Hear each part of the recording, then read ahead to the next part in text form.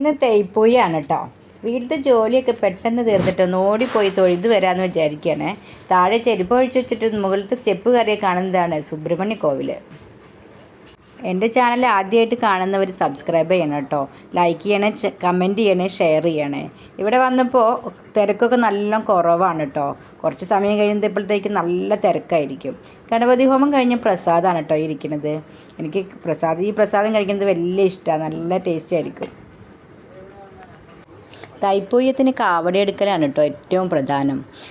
പഞ്ചവാദ്യം കഴിഞ്ഞ് അന്നദാനമൊക്കെ വരുന്നുണ്ട് കേട്ടോ വരും സമയങ്ങളിൽ. പുനരുദ്ധാരണം കഴിഞ്ഞ് വളർന്നു വരുന്ന കോവിലാണ് കേട്ടോ ഇത്.